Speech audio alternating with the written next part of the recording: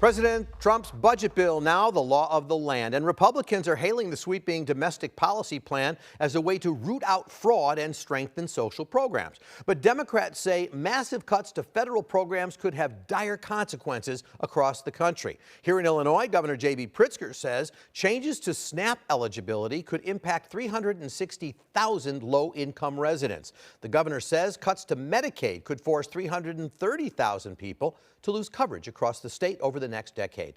9 rural hospitals and more than 90 nursing homes that rely on Medicaid payments from patients could be forced to close their doors. I spoke with U.S. Senator Tammy Duckworth, a Democrat from Illinois, about what is next. Senator, a lot of attention is being called by Democrats to cuts in food assistance benefits, SNAP benefits. Republicans saying, look, there's no real cuts. We're just enhancing and tightening eligibility requirements. Is that true? How does it impact Illinois? It's actually not true, Paul. In Illinois alone, about 472,000 Illinoisans are at risk of losing their grocery assistance. And that just snowballs, by the way. When people lose grocery assistance, they don't go to the grocery store to buy food. And so then you're going to see a lot of grocery stores, convenience stores will start to shut down. Many of them are the last grocery store standing in a food desert, for example. In fact, we're looking probably at about 850 grocery stores and convenience stores in Illinois alone are at risk of losing significant portions of their income. When it comes to Medicaid, Republicans say, look, this is about 35-year-old men who are sitting on the couches of their parents' basement and collecting checks all the time. Is that the way Medicaid works, and is that what's going on? That is not the way Medicaid works. And I think, don't take my word for it. Take the word of the Illinois Hospital Association. I sat down with them. They're nonpartisan. They said as many as 30% of our safety net hospitals will probably end up having to close entire departments or shut down completely. We're looking at about 9 hospitals, about 93 nursing homes in Illinois that are at risk of closing as a result of these cuts to Medicaid. It's because that's what pays for a lot of people stays in nursing homes. And by the way, John, Paul, the last hospital standing in a tri or quad county area, these are those hospitals. Since if they shut down, it means that people might have to drive 100 miles just to give birth. And this is a really dangerous situation to be in.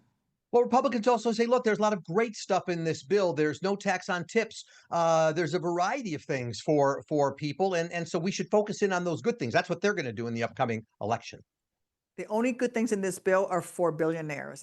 No tax on tips sounds great, except that people are going to stop going out because people are not going to have money to go out.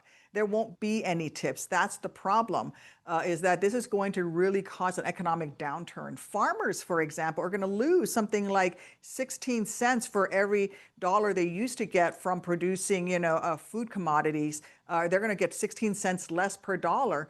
This is going to be a significant cut across the board for middle-class Americans, and you're not going to see people going out to eat. You're going to actually see restaurants shut down, and people are going to in food industries. We're probably going to start seeing that they're going to lose their jobs. Democrats are saying energy bills are going to go up as well. How does that affect Illinois? Well, 138,000 jobs in Illinois will be put at risk if the clean manufacturing tax credits are cut and it takes effect. That's a real problem. They're also going to see a loss in LIHEAP support for people who rely on low-income heating assistance. That program is seeing the cut as well. We're going to see significant job loss. We're going to see people who are unable to pay for their groceries, they're unable to pay their heating bill come this winter. And then you're going to see major employers shut down, whether it's a grocery store or a hospital. And that's going to snowball into further job losses for other people as well, even whether or not you're on SNAP or on Medicaid. Higher education cuts as well, Pell Grants. How does that impact the middle class here in the state?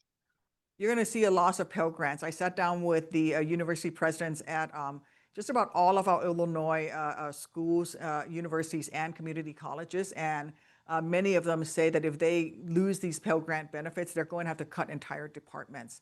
This is pretty significant, on top of the fact that the Trump administration has already cut academic research programs through the National Science Foundation. So our universities are seeing really a double hit, both from research funding that pays for graduate students, pays for our professors to be able to conduct a state-of-the-art research and development that they do in our universities.